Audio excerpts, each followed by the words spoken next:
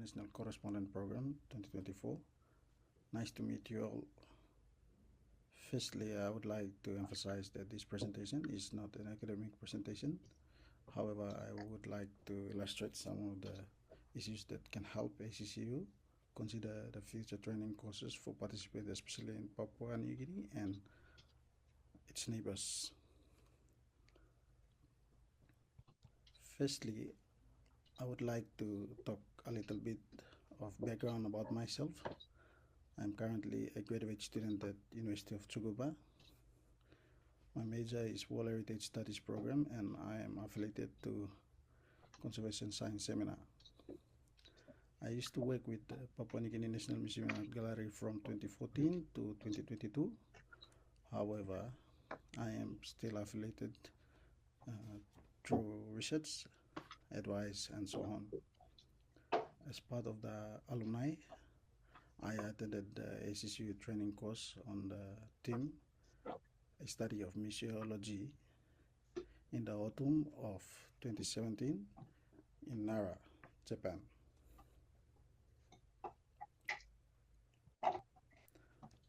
At the moment, I am excited to be part of the museum sector in Papua New Guinea in my previous role as a technical officer and a conservator.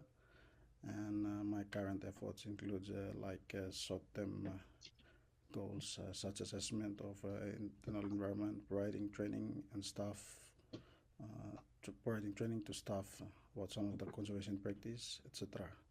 In the future, I would like to help developing some good approach for conservation practice in Papua New Guinea. As we go on, in the case of Papua New Guinea museums, there are three situations that are faced with currently, and we'll look at the case of Papua New Guinea National Museum and Art Gallery as an example. Situation one is the active visible presence of agents of deterioration such as mold and pests. And situation two, like a persistent occurrence of the agents of deterioration, and in situation three, we look at the slow effort in addressing the issues that are affecting the collections.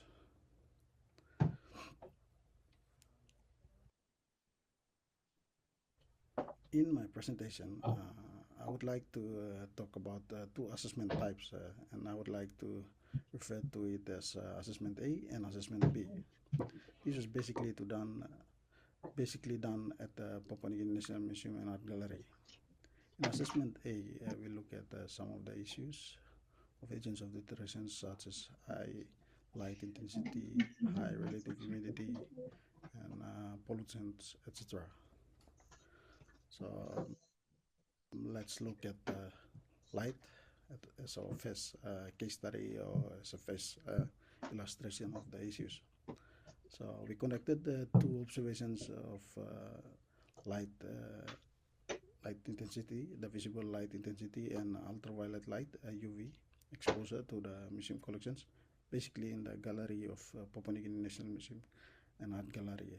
The first one was in 2022, the second one was in 2023 on the exact same location that were marked.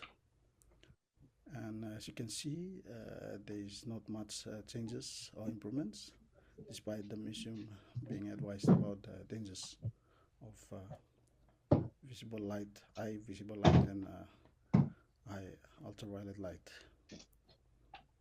The next case study, we look at the case of relative humidity and temperature. We observed from 2020 to 2021 and 2022 to 2023 in several locations such as gallery, exhibition, storeroom, 2 and science research and consultancy office area. We also installed a Hobo Pro data logger at the microclimate or external environment of the museum building, basically to compare with the microclimate or internal environment. We noticed that as you can see here, there is external influence of microclimate to the internal environment. The relative humidity is above the limit of 65%, and providing a conducive environment for mold and other agents of deterioration. Okay, and thirdly, this third case study here, we look at pollutants, and we focus only on ammonia and formaldehyde. And there is a high intensity of ammonia only in storeroom area. However, all the other areas are okay. Formaldehyde has become a concern for Papua New Guinea National Museum and Art Gallery. As you can see here, and ammonia, the results, and where we made the tests, and also the formaldehyde, and some of the results on the graph there, and where we make the test. Okay, so basically this is about assessment 1, and now we go to assessment B. Assessment B, basically we look at the staff capacity issues, training, and other issues associated with our conservation practice has been done in Papua New Guinea National Museum and Art Gallery. Though we have a lot of things to discuss as part of the research, I would like to emphasize only on few issues to give us an understanding of some of the unorthodox problems. We conducted some open interviews with the staff with some short questionnaires. Okay, this discussion is just a brief illustration to show how unorthodox issues in conservation can contribute to already existing agents of deterioration. As you can see, many of the staff have indicated in terms of the use of instrument, and the many of staff that indicated that they have not used any or only one type of instrument for a specific issue. Only one or two that indicated that they use like more than one instrument for assessment of the internal environment. In the other areas, we look at the training and conservation. For trainings, we have noted that there are about 15 science and research officers participated in the interview. Only 6 indicated participated in conservation trainings. So it's a little bit concern for in terms of conservation practice if most of the scientific staff do not understand. Okay, now let's look at the analysis of assessment A. The investigation into the agents of deterioration has given us the opportunity to realize some of the issues and act accordingly. For instance, we realized the problem with relative humidity, high relative humidity, high light intensity, and UV pollutants such as formaldehyde.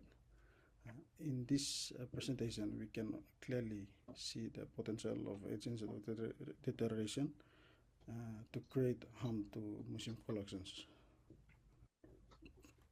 In the analysis of assessment B,